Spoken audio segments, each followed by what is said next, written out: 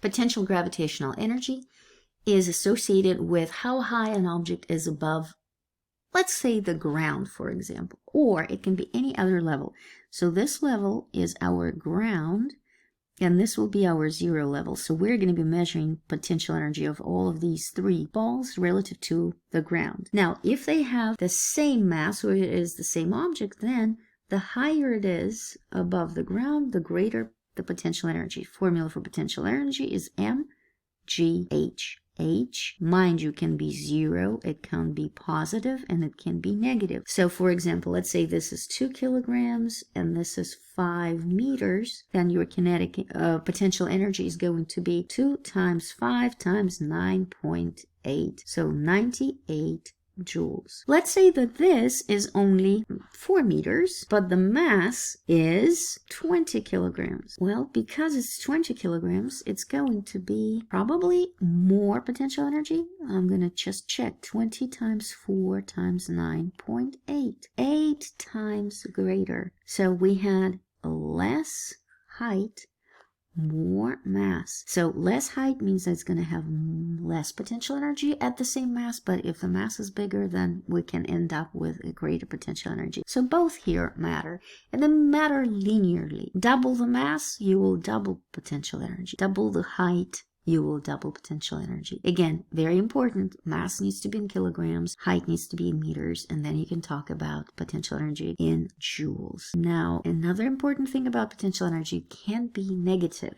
It's not a vector, it doesn't have a direction, but the position relative to a chosen level can be different. So for example, if I say that my 0 level for this picture is this shelf, the ceiling, let's say there is a little bit of a bug up on the ceiling, some kind of a moth. Let's say his mass is 0.003 kilograms, like a 3-gram teeny tiny moth. Then if you look at the shelf, the whole room is 3 meters and the shelf is 1.2, so that leaves us with height of 1.8 meters.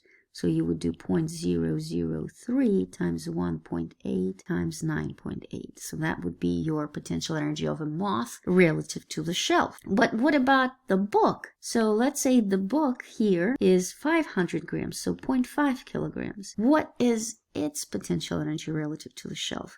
So I would do 0.5 times 9.8, but then what height? Is it 1.2? Is it 75 centimeters? Is it 3 meters? Is it 1.8 meters? You ask yourself, where's the level? The level is right here. Where's the book? The book is right here. So height is 0. If something is at the level, it doesn't have any potential energy relative to it. It's there already.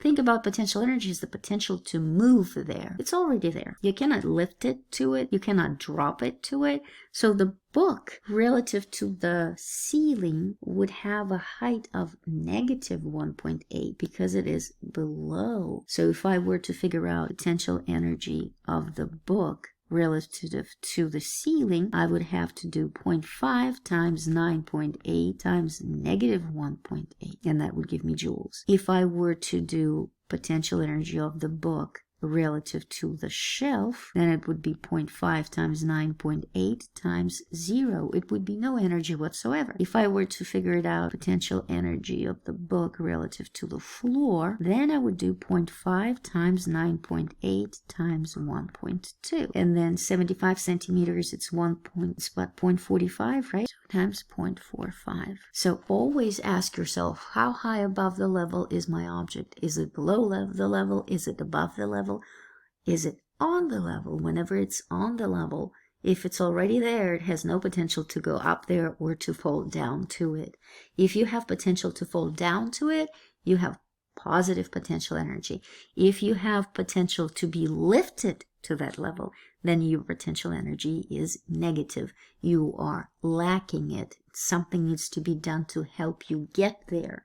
But if you're above it, you have that energy that can potentially turn into kinetic. So that's how you know that your potential energy is positive.